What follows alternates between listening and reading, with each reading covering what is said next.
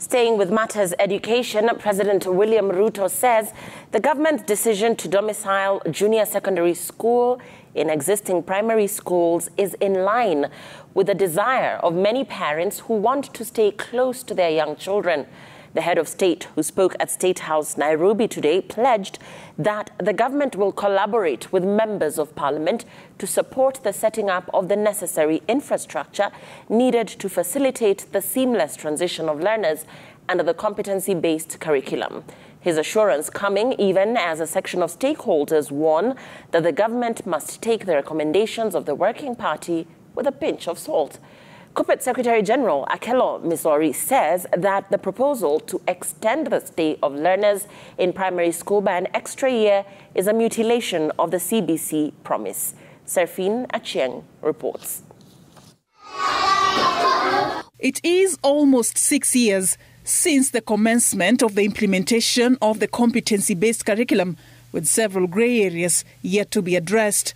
The recent concern has been the confusion over the transition of grade 6 learners into junior secondary school, a quagmire that was finally addressed by the Presidential Working Group on Education Reforms, which, after collecting views from stakeholders, presented its report to President William Ruto, recommending that junior secondary schools be domiciled in existing primary schools. Speaking during the swearing-in of principal secretaries at Statehouse Nairobi, President William Ruto welcomed that suggestion, saying that it meets the desires of a majority of parents. Junior secondary should be domiciled together with our primary schools. And it is for the reason that many parents need to keep an eye on the young children going to grade 7, 8, and 9.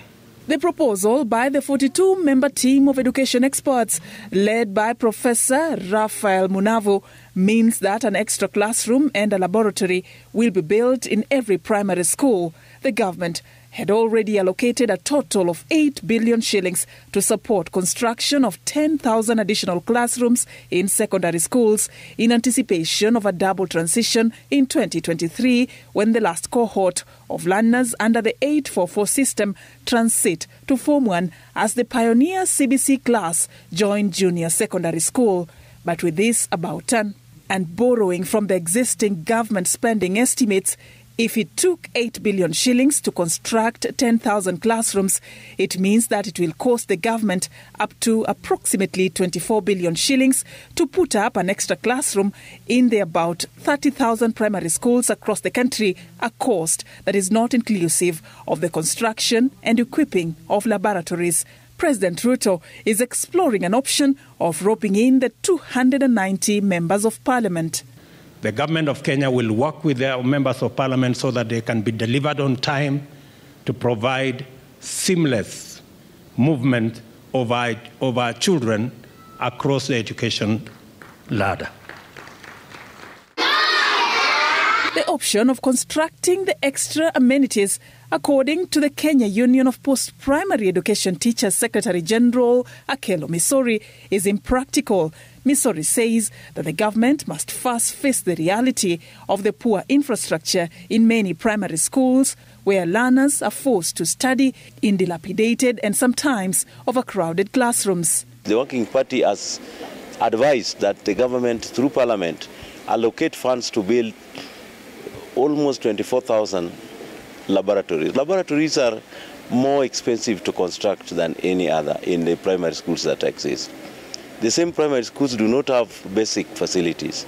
The shift from the 844 system of education to the proposed 26333 system also means that learners will now spend 2 years in pre-primary, 6 years in primary from grade 1 to grade 6, and an extra 3 years in primary for grade 7 up to grade 9.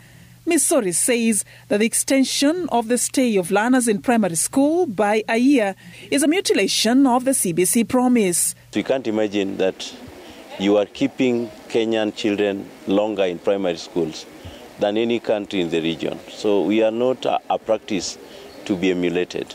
Now, yesterday I gave you a home task. Stakeholders in the education sector are also concerned about the lack of clarity on structures and teaching modalities for grade 7, 8 and 9, the current junior secondary school classes, which will still be domiciled within a primary school. Remember that the subjects that are offered in junior high school are high school subjects. Like there will be practicals and all that. And the people who are well equipped in those practicals are high school teachers. Licha ya kwamba serikali imesema kwamba junior secondary iweze kuwa katika shule za msingi, ni muhimu ikuwe na kitengo chake maalum.